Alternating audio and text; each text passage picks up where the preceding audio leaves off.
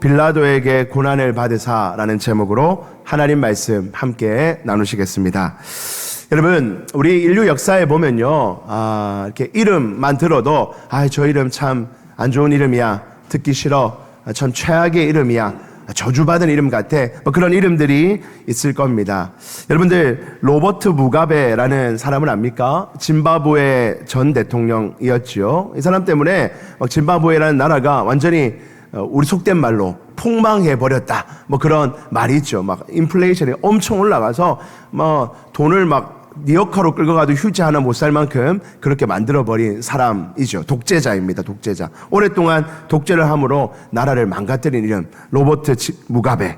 여러분, 또 아돌프 히틀러라는 이름을 알죠? 유대인들을 학살했던 이 전범이죠. 악한 이름입니다.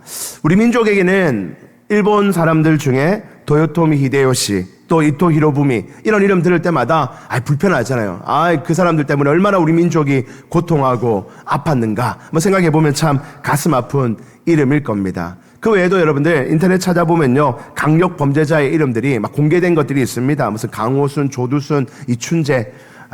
목사님, 이 처음 시간부터 이렇게 불편한 이름들을 하십니까? 아직 그런 강력 범죄자의 이름들이 있을 거예요. 여러분, 그런 이름들을 들을 때마다, 저렇게 사람들에게 기억되고, 저렇게 이름이 불리면 참으로 비참한 인생이구나. 어떤 사람에겐가, 어떤 민족에겐가 저렇게 이름이 불린다면 참으로 비참한 인생이겠구나 하는 생각을 해보게 됩니다. 오늘 우리가 함께 보는 이 빌라도라는 이름 역시 어쩌면 이 사람들보다도 더 저주받은, 어쩌면 더 비참한 이름 중에 하나가 빌라도라는 이름일 것입니다. 우리는 이 이름을요, 매주일마다 말합니다. 예수님이라는 말은 안 하고 넘어갈 수도 있을지 모르나, 예배를 드리면요, 빌라도라는 말은 늘 합니다. 늘. 예수님도 늘 하죠. 근데 빌라도라는 이름 늘 합니다. 어디에 나오죠? 그게 사도신경에 나와요. 사도신경. 사도신경에요, 예수님이라는 이름 말고 사람 이름은 빌라도 하나입니다. 빌라도 하나. 근데 사도신경에 나오는 그 빌라도의 이름을 우리 교회만 합니까? 우리 교회만 해도요, 저도 아침에 새벽 예배 때, 주일학교 예배 때, 오전 예배 때, 오후 예배 때 최소 저도 한 4-5번을 이름을 부르며 이 사람 때문에 우리 예수님이 죽었구나 하는 얘기를 하거든요. 우리 교회만 합니까? 우리 김천에 있는 수많은 교회들, 대한민국에 있는 수많은 교회들, 대한민국을 넘어서서 이 사도신경을 신앙 고백으로 하는 수많은 교회들이 이 주일날마다 빌라도가 예수님 죽였어, 빌라도 너가 예수님 죽였어 하고 빌라도의 이름을 부르니, 이 빌라도라는 이름은 얼마나 저주받은 이름이겠습니까? 여러분, 오늘 이 빌라도를 한번 살펴보고자 합니다. 여러분, 이 빌라도는요, 실존 인물입니다. AD 26년부터 36년간 한 10여 년 동안 유대 나라의 총독이라는 것은 로마 황제가 파견한 사람입니다. 파견해서 저 민족들 쿠데타 일으키지 않고 말 잘 들을 수 있도록 관리하라고 보내놓은 지방 관리죠. 총독이었습니다. 2000년 역사에 거쳐서 예수를 죽인 자라는 이름으로 우리가 끊임없이 부르는 이름이 바로 이 빌라도입니다. 여러분, 어떻게 보면 인류 역사에서 빌라도는 참으로 불행한 역할을 했던 사람일 수 있죠. 여러분, 빌라도가 어떻게 예수님을 죽인 자로 기록되고 있습니까? 유대 종교 지도자들은요, 예수님을 신성모독했다면서, 네가 하나님의 아들이라고? 네가 하나님과 동등하다고? 어떻게 그럴 수가 있냐? 하며 신성모독으로 예수님을 죽이려고 했습니다. 그러나 여러분, 그들의 마음은요, 본심은 따로 있었어요. 예수님이 사람들로부터 인기를 받고 사람들로부터 추앙을 받으며 사람들이 예수님을 막 높이자 이 유대 종교 지도자들은 마음이 불편했습니다. 우리가 받아야 될 추앙, 우리가 받아야 될 존경, 우리가 받아야 될 관심을 저 예수라는 자가 베들레헴이라는 촌동네에서 완 저 아무것도 공부도 한 것도 없는 저 예수라는 자가 모든 인기와 모든 관심을 싹 흡수하고 가져가 버리니 얼마나 사람들이 배가 아팠을까요? 여러분, 우리 정치 같은 데 보면 그렇잖아요. 어떤 슈퍼스타 하면 탁 나오면요, 막 사람들이 막 그 사람 추앙하면 주변에 있는 다른 정치인들은요, 막 잘한다 안 합니다. 배 아파가지고요, 어떻게든 깎아내리려고 막 하는 것을 많이 보지요. 여러분, 그런 것과 똑같은 거예요. 예수님이 인기를 확 모으자 많은 종교지도자들이 저거 어떻게든 끄집어내려야 되는데, 어떻게든 저거 제거해야 되는데 하는 마음으로 공격을 해왔던 것입니다. 특별히 오병이어 사건이 일어난 이후로는요, 사람들이 예수님만 있으면 우리 먹고 살 걱정 안 해도 되겠네, 예수님만 있으면 모든 문제가 해결되겠네 하며 예수님을 우리의 왕으로 세우자, 저 예수님을 우리의 왕으로 세워서 우리나라가 다시 한번 더 회복해보자 하고 사람들이 들고 일어났기 때문에 종교지도자들은 어떻게든 예수님을 죽이고 싶었습니다. 그런데 당시는 로마 시대였기에 유대도 로마의 식민지로서 사람을 재판하여 죽이고 안 죽이고 할 권한은 그들에게 없었던 것입니다. 죽이고 싶어도 합법적으로 죽일 방법이 전혀 없었죠. 그들이 할 수 있는 방법은 빌라도라는 총독, 이 재판관에게 예수님을 데리고 가서 이 빌라도가 이 예수를 사형하고 언도를 할 수 있도록 만드는 것, 그것이 그들이 할 수 있는 유일한 방법이었고, 오늘 본문은 그 장면을 보여주고 있습니다. 오늘 유대인 지도자들이 예수님을 끌고 빌라도에게 갔는데요, 빌라도에게 가서 이 예수라는 자가 자기가 하나님이래요, 자기가 하나님의 아들이래요, 뭐 그런 말 하는 것은 빌라도에게는 아무 관심이 없어요. 아니, 그거는 너희들의 종교의 문제잖아, 그건 너희들이 알아서 해결해, 아마 그랬을 것입니다. 근데 유대 지도자들은요, 빌라도가 그거에는 관심이 없고 빌라도의 관심은 딱 하나, 이 유대인들이 마음을 잘 모아서 로마에게 순종하고 로마에게 세금 잘 바치고 하는 게 중요한데, 이 예수라는 자가 자기를 정치범으로 또는 왕으로 묘사한다면 그건 문제가 되지. 만약 왕이라는 자가 되어서 사람들의 인기를 모아서 우리가 로마로부터 독립합시다, 로마로부터 싸워 이깁시다, 뭐 그렇게 하는 자라면 이 빌라도에게는 문제가 되는 일이었습니다. 자, 그래서 이제 빌라도와 예수님과의 재판이 시작합니다. 여러분, 빌라도는요, 오늘 이 본문에서 한 3가지 정도로 빌라도의 모습을 살펴볼 수 있는데요, 우리 한 3가지 장면을 같이 한번 본문을 읽어가면서 빌라도가 표현했던 방식, 빌라도가 말했던 것 한번 살펴보고자 합니다. 1절부터 보시죠. 1절에 새벽에 대제사장이 즉시 장로들과 서기관들 곧 온 공회와 더불어 의논하고 예수를 결박하여 끌고 가서 빌라도를 넘겨주었어요. 2절, 빌라도가 묻습니다. 예수야, 네가 뭐라고요? 유대인의 왕이냐? 물었어요. 네가 유대인의 왕이냐? 네가 하나님의 아들이다, 뭐 성전을 뭐 허문다 맙니다, 그럼 난 별로 관심 없고 네가 이 사람들의 왕이냐라고 질문합니다. 빌라도는 그거 하나만 관심 있었거든요. 그랬더니 예수님께서 뭐라고 대답하십니까? 우리 같으면 그냥 이때까지도 아무 말씀 안 하셨는데 그냥 침묵하고 가만히 계시면 좋을 텐데, 예수님은 이 질문에 대해서는 분명하게 답하십니다. 2절 끝에 보니까 네 말이 옳도다 하시매. 뭐라고 했다고요? 네 말이 옳도다. 그래, 내가 왕이다 라고 말씀하십니다. 예수님은 유대인의 왕이십니다. 뿐만 아니라 우리의 왕이시며 온 인류의 왕이십니다. 왕이신 예수님께서 이 땅을 다스리시고 언젠가 주님이 다시 오셔서 이 땅을 심판하러 오실 것입니다. 예수님은 그 사실을 부인하지 않습니다. 빌라도가 어쩌면 나를 죽일지도 몰라, 빌라도가 어쩌면 나에게 사형을 언도할지도 몰라, 그런 것에 두려워서 거짓말하지 않으십니다. 그래, 내가 왕이다라고 인정해 버리시죠. 반면 다른 말에 대해서는요, 예수님이 입을 닫으십니다. 3절부터 보실까요? 대제사장이 여러 가지로 고발하는 자, 그거 말고도 여러 가지로 고발을 합니다. 얘가요 뭐도 했고요, 하나님의 아들이라 했고요, 자기가 능력이 있다 했고요, 뭐 온갖 짓을 다 했습니다. 성전을 허물고 3일 만에 일으킨다라고도 했고요, 막 고발을 했어요. 그랬더니 4절, 빌라도가 또 물어 이르되, 야, 아무 말이 없냐? 대답을 좀 해봐라. 야, 이렇게 일에 대해서 고소가 많은데 뭐라 말 좀 해봐라. 그랬더니 뭐라고 말합니까? 5절에 예수께서 다시 아무 말씀으로도 대답하지 아니하시니. 예수님께서요, 아무 말씀 안 하시는 겁니다. 아무리 고발을 해도 아무 말씀을 안 하는 거예요. 이 모습을 본 빌라도가 이렇게 생각합니다. 5절 말씀, 우리 5절 끝에 같이 한번 읽읍시다. 시작. 빌라도가 놀랍게 여기다라. 빌라도의 마음이 어땠다고요? 놀랍게 여겼다는 거예요. 아니, 왕이냐는 질문, 그거는 침묵하는 것이 오히려 자기한테 유익합니다. 내가 왕인지 아닌지만 검사하면 되는 거였거든요. 그런데 왕이냐는 질문에는 그래, 내가 왕이다, 어떻게든 해라 하고 인정을 해버렸어요. 그러나 다른 여러 가지 문제들, 뭐 이런저런 종교적인 문제에 대해서는요, 어떤 말을 하든 빌라도 입장에서 크게 중요한 것도 아닌데 그런 말들에 대해서는 오히려 침묵해버리셨습니다. 오히려 자기에게 불리한 상황이 되어버린 거죠.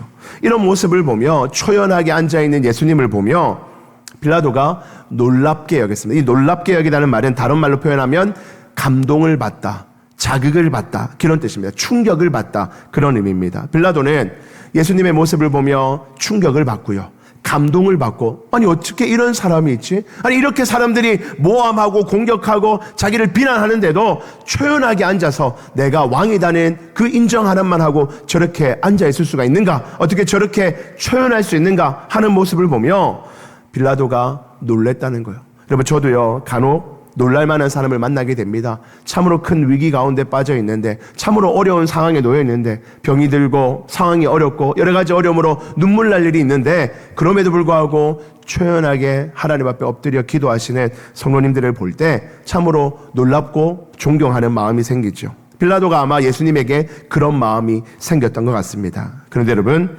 이렇게 놀랐지만, 감동을 받고 충격을 받았지만 그 충격과 감동이 곧장 선한 선택으로 이어지진 않습니다. 감동받고 충격받았으면 예수님 풀어줘라 할 법도 한데, 빌라도는 그렇게 하지 않습니다. 계속해서 신문을 해 나가지요. 6절로 봅시다. 그 다음 장면입니다. 6절부터 보시면요, 명절이 되면, 여러분 이 명절은 지금 6월절 명절을 말합니다. 이 명절이 되면 백성들이 요구하는 대로, 이 유대인들이 자기들 명절이잖아요. 자기 명절이 되면 백성들이 막 요구하는 대로 죄수 한 사람을 놓아주는 전례, 풍습이 있었다는 거예요. 여러분, 이것은 이 로마의 입장에서는요 큰 선의를 베푸는 겁니다. 너희들의 명절, 너희들 6월절에 내가 로마 황제로서 선물 하나 줄게. 너희들의 범죄자 중에 한 명, 너희들이 원하는 사람 한 명을 그냥 아무 조건 없이 풀어줄게 하는 로마 황제가 베풀어주는 선처의 방법이었어요. 빌라도가 그것이 생각난 겁니다. 이 예수라는 자 좀 풀어줬으면 좋겠는데 하는 마음이 그 마음 안에 있어서 백성들에게 물어봅니다. 너희들 한 사람 내가 풀어줄 테니까 누구를 원하냐라고 지금 묻고 있는 겁니다. 7절부터 다시 보시면, 밀란을 꾸미고 그 밀란 중에 살인하고 체포된 자, 그러니까 사람들을 선동하여서 밀란을 만들어 로마로부터 해를 끼치는 그런 어떤 사람이 있었어요. 그 사람 이름이 바로 바라바라는 사람이 있었어요. 그 바라바라는 자가 있고 예수님이 또 있고, 이런 상황입니다. 8절, 무리들에게 물어봤습니다. 누구를 풀어줬으면 좋겠느냐? 빌라도 마음에는 살인하고 막 이랬던 이런 사람보다는 그래도 예수라는 자는 좋은 일 많이 한 사람 같은데 이 사람 풀어달라 하겠지 하는 마음으로 물었던 거예요. 그런데 8절, 무리가 나아가서 전례대로 하여 주기를 요구한대. 그래요, 전례대로 한 사람 풀어주세요. 근데 누굽니까? 9절, 빌라도가 대답하여 이르되 너희는 내가 유대인의 왕을 너희에게 놓아주기를 원하느냐 하니. 유대인의 왕을 놓아줬으면 좋겠지. 야, 너희들 살인한 사람, 여러 가지 큰 죄 지은 사람, 저런 사람은 좀 그렇고 예수는 너희들에게도 좋은 것도 좀 많이 해줬잖아. 예수님 풀어주면 괜찮을 것 같지? 하고 예수님을 풀어주려고 물어봤던 겁니다. 그런데 여러분, 사람들이 예수님을 풀어줄까요? 10절 말씀 우리 같이 한번 읽어봅시다. 10절 시작. 이는 대제사장이 시기로 예수를 넘겨준 줄 알미러라. 여러분, 지금 빌라도가 왜 예수님을 풀어줄까라고 물어본 거냐면요, 빌라도는 이 모든 재판 과정을 거치면서 있던 얘기들 싹 사람들로부터 들으면서 지금 이 예수라는 자가 진짜 나쁜 놈이 아니구나, 이 진짜 무슨 악한 짓을 한 사람이 아니구나, 이 사람이 대제사장들로부터, 이 종교 지도자들로부터 시기를 받아서, 질투를 받아서 억울하게 지금 끌려와 있구나 하는 것을 이 빌라도가 알고 있었던 겁니다. 그래서 전례대로 합법적으로 너희들이 풀어달라면 내가 이 사람 풀어줄 테니까 너희들 얘기해봐, 지금 이렇게 말을 꺼내고 있는 것이죠. 여러분, 알고 있잖아요. 빌라도는 지금 예수님이 잘못한 거 없다는 것을 분명히 알고 있습니다. 재판장으로서 이 예수에게 무슨 처벌을 하면 안 된다는 것을 알고 있어요.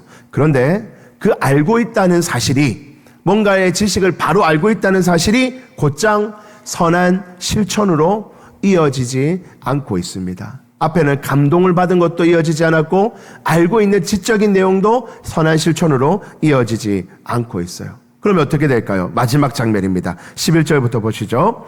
그러나 대제사장들이 무리를 충동하여, 대제사장이 사람들에게 충동합니다. 야, 예수님 죽이자고 하자. 예수님 죽이자고 하자. 막 충동을 하였어요. 도리어 바라바를 놓아달라 하게 하니. 12절, 빌라도가 또 대답하여 이르되 그러면 너희가 유대인의 왕이라 하는 이를 내가 어떻게 했으면 좋겠느냐? 바나바 놓아달라 했으니까 바나바는 풀어줄게. 그러면 유대인의 왕이라고 하는 이 예수님은 너희가 어떻게 해주기를 원하느냐 얘기해봐라 했더니 13절 같이 한번 읽읍시다. 13절 14절 시작. 그들이 다시 소리 지르되 어찌미냐 무슨 악한 일을 하였느냐 하니 더욱 소리 지르되 십자가에 못 박게 하소서 하는지라. 아멘. 여러분, 지금 이 백성들이요, 빌라도가 물어봤습니다. 예수님 어떻게 할까 그러면? 풀어주는 건 좀 그렇다면 처벌을 어느 정도 수위했으면 좋겠느냐? 뭐 벌금형, 징역 한 1, 2년 뭐 그 정도 하면 될 것 같은데 그러면 되겠느냐라고 물어봤던 거예요. 그랬더니 사람들이 뭐랍니까? 그런 거 안 되고요. 십자가에서 죽이십시오. 십자가에 못 박아서 오늘 죽입시다 하고 백성들이 소리를 지릅니다. 빌라도가 뭘 그래 잘못했다고 죽이기까지 하냐? 그것도 십자가에 죽이기까지 하냐? 뭘 그렇게 이 사람이 잘못했느냐라고 또 물었더니 그들이 더욱 소리 질러 이르되 그런 거 묻지 마시고요. 그냥 십자가에 죽입시다. 저거 죽이는 것이 우리가 바라는 겁니다. 빌라도요, 당신이 인기를 얻으려면 그렇게 하는 것이 옳습니다라고 예수님을 죽이자고 이스라엘 백성들이 외치고 있는 겁니다. 그 백성들이 사실 얼마 전에 예수님께서 며칠 전에 예루살렘에 입성하실 때 일주일 전에 호산나 다윗의 자손이여 할렐루야 외치던 자들이 바로 그 사람들이었는데 그들이 일주일 만에 예수님 죽이자고 십자가에 못 박아 죽이자고 이렇게 외치고 있는 것입니다. 이 상황에서 빌라도는 어떤 선택을 할까요? 15절입니다. 우리 같이 한번 읽어봅시다. 시작. 빌라도가 무리에게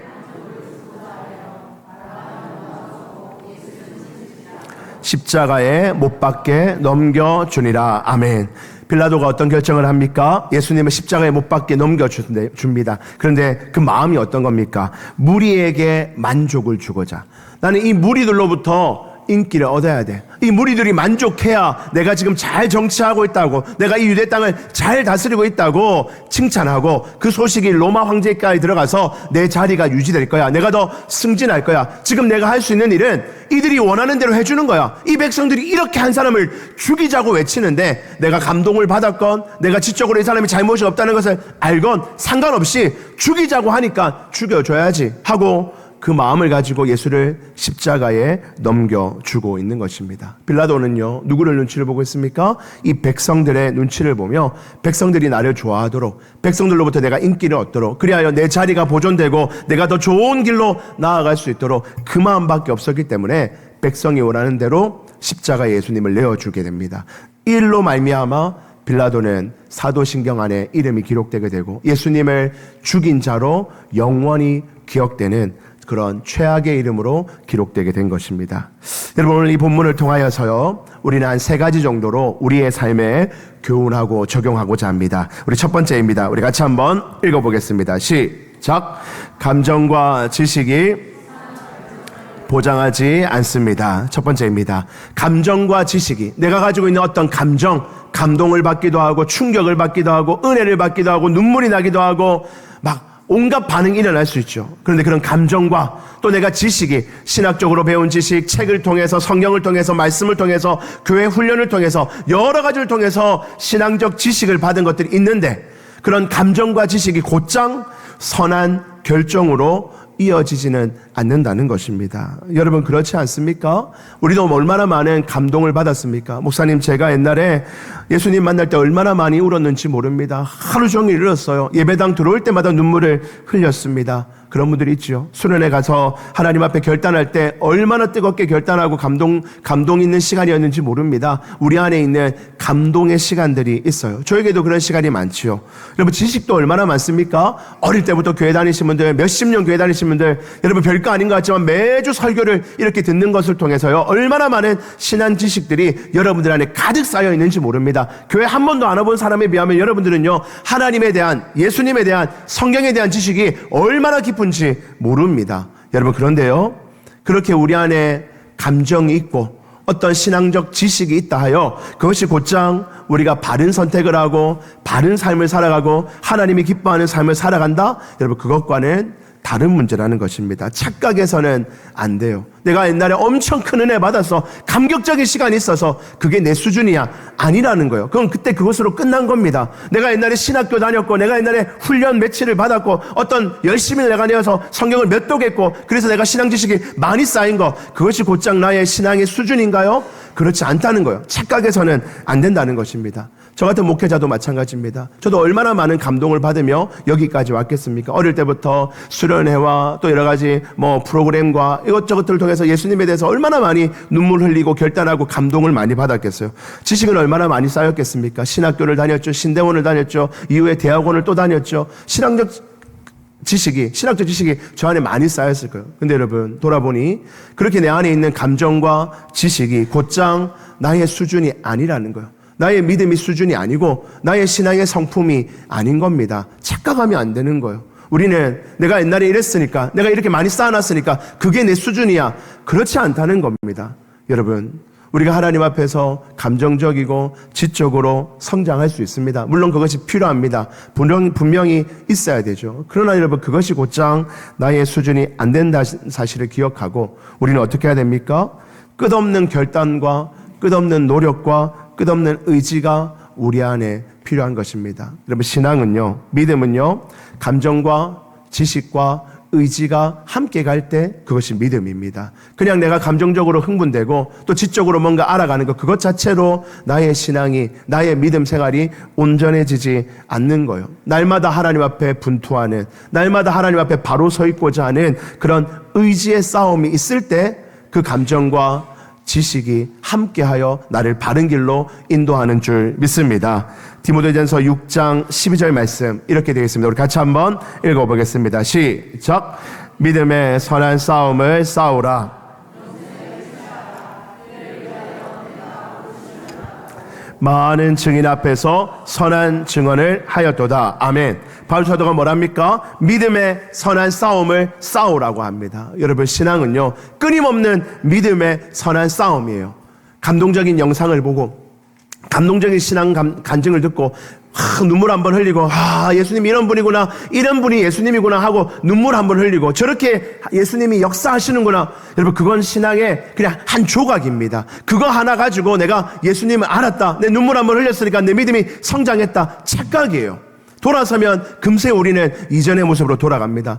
열심히 성경의 한 부분을 읽었어요. 좋은 신앙사적 하나를 읽었습니다. 읽으면서 머리가 커졌어요. 야, 이런 것이 지혜구나, 이런 것이 신학이구나 하고 뭔가 깊이 깨달았습니다. 여러분, 그걸로 끝입니까? 아니에요. 그거 하나 했다고 우리의 삶이 변화되지 않습니다. 우리는 끊임없이 믿음의 선한 싸움을 통해서 주님, 내가 감동적으로 주님을 만났고 내가 지적으로 주님을 알았는데 그 감격과 그 지식이 나의 삶에 그대로 적용될 수 있도록 오늘도 믿음의 선한 싸움을 싸웁니다. 내 가정에서, 내 직장에서, 나의 삶에서 하나님 선한 선택을 할 수 있도록, 바른 선택을 할 수 있도록 주님 나에게 지혜를 달라고, 하나님 나에게 용기와 의지와 능력을 달라고 날마다 기도하시고 믿음의 분투를 하시는 여러분들 되시기를 주의 이름으로 축복합니다. 두 번째입니다. 우리 둘째 같이 한번 읽어봅시다. 시작. 기준이 없으면 어리석은 결정을 하게 됩니다. 여러분, 빌라도의 기준은 무리들의 반응이었잖아요. 빌라도는 감정도 있었고 지식도 있었어요. 예수님에 대해서 놀랍기도 했고, 그리고 분명히 예수님은 억울한 사람이구나 하는 지식도 있었습니다. 그런데 어리석은 결정을 했어요. 이유가 뭡니까?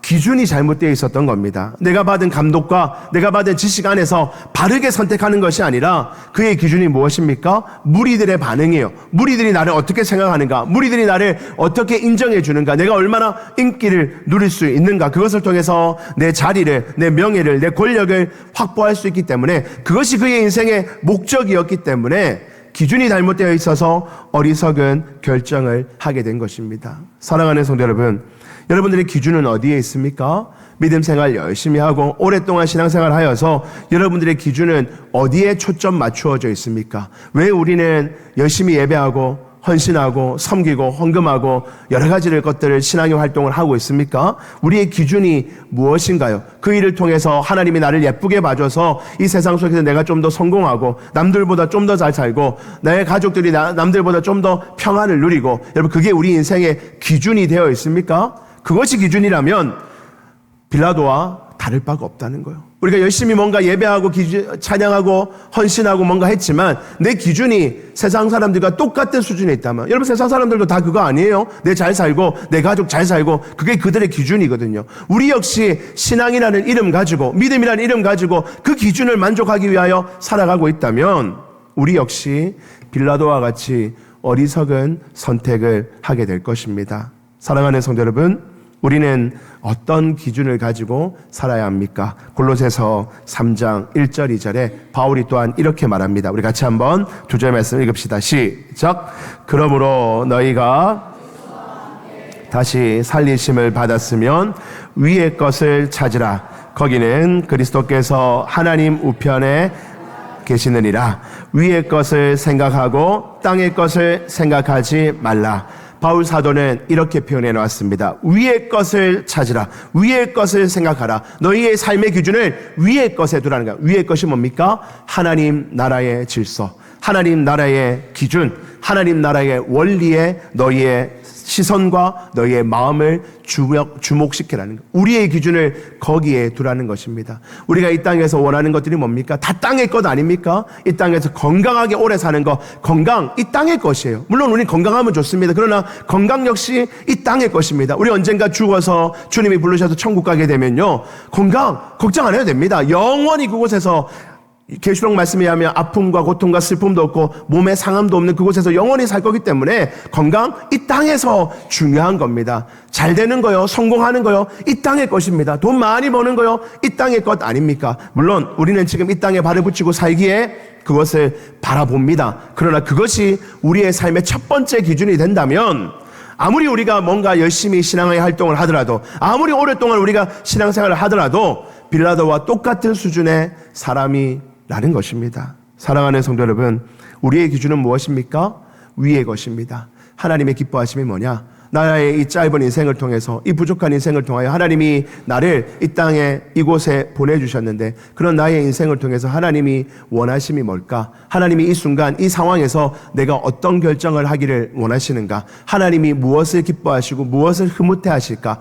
위의 것, 하나님 나라의 마음과 하나님 나라의 질서를 바라보며 하나님의 기뻐하심대로 행하는 것, 그것이 바로 위의 것을 바라보며 사는 자의 모습이라는 것입니다. 사랑하는 우리 성도 여러분, 여러분들 위의 것을 바라보는 기준이 되시기를 주의 이름으로 축복합니다. 늘 땅의 것만 바라보며 땅의 것들로 말미암아 아파하고 힘들어하는 인생이 아니라, 힘들고 어려운 현실과 상황이 놓여 있지만 그럼에도 우리의 시선을 하나님께 두고 우리의 시선을 위의 것에 두고 그 하나님이 주시는 그 질서에 따라 기쁨에 따라 하루하루를 살아갈 수 있는 믿음의 백성 되기를 주의 이름으로 축복합니다. 마지막 세 번째입니다. 같이 한번 읽어보겠습니다. 시작. 선한 선택으로 복된 이름의 주인공으로 기록됩시다. 아멘. 빌라도는 잘못된 선택으로 인해서 영원히 저주의 이름으로 기록되고 있습니다. 참으로 안타까운 일 아닙니까? 여러분은 어떤 이름으로 기록되기를 원하십니까? 여러분은 어떤 이름으로 기록되고 사람들에게 기억되기를 원하십니까? 날마다 믿음의 선한 싸움을 싸우는 위해 여러분들의 이름이 복된 이름으로 여러분들 가족과 후손과 우리 교회와 많은 사람들에게 기록되고 기억되기를 주의 이름으로 축복합니다.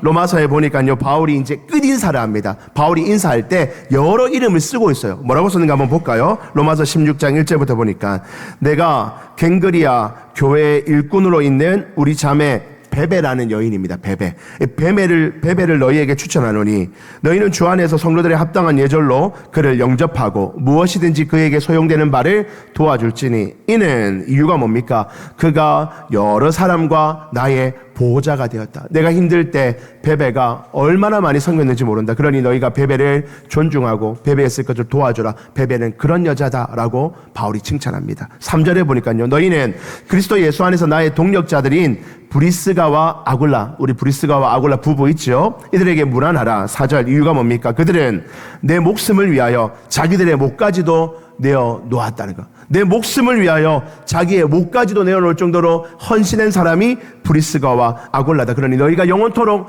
이 이름을 기억하라고 바울이 말합니다. 5절 말씀을 보니까, 또 저희 집에 있는 교회에도 문안하라. 내가 사랑하는 에베네도에게 문안하라. 그는 아시아에서 그리스도께 처음 맺은 열매다. 에베네도는 처음 맺은 열매래요.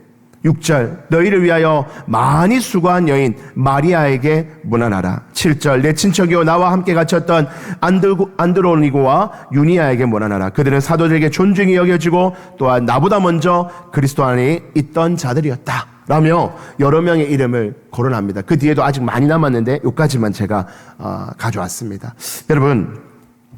여러분들의 이름은 어떻게 기억되기를 원하십니까? 여러분들의 이름은 부곡 광명교회에 있는 누구누구누구는 이런 사람이니 너희가 그 사람을 늘 존경하고 사랑하고 그 사람의 모습을 본받아라. 이렇게 기록되었으면 좋지 않겠습니까? 여기 함께 하시는 우리 사랑하는 모든 성도님들, 어른들도 계시고 좀 젊은 분도 계시고 아주 젊은 청년들도 계십니다. 여러분들의 이름은 어떻게 기억되었으면 좋겠습니까? 여러분들의 직장과 학교와 가정과 교회와 여러분들이 함께했던 그곳에서 그 사람, 그 누구 그 사람 참 착한 사람이었어. 그 사람 예수쟁이였는데 예수쟁이인데 그 사람 보니까 진짜 예수쟁이 멋진 사람이었어. 그 사람 보면 나도 교회 한번 다녀보고 싶은 생각이 들었어. 여러분들의 이름이 많은 사람들에게 그렇게 기억될 수 있게 되기를 주의 이름으로 축복합니다. 어떻게 그럴 수 있습니까? 우리가 감정적으로 뜨겁고 지적으로 많이 알면 그렇게 되는 것이 아니라 매일의 일상에서 하나님이 무엇을 원하시는지를 깊이 묻고 그 하나님의 원하심을 따라서 하루하루의 선택을 선하게 감당해 나갈 때 여러분들의 이름이 영원토록 복된 이름으로 기록될 것입니다. 우리가 그런 소망을 가지고 오늘 하루도 주님 내 이름이 하나님 나라에 아름답게 기록되기를 원합니다. 오늘 하루 주님 보시기에 기쁜 삶으로 주님 보시기에 아름다운 삶으로 살아가겠다고 결단해 나가시는 우리 모든 성도들 되기를 주의 이름으로 축복합니다.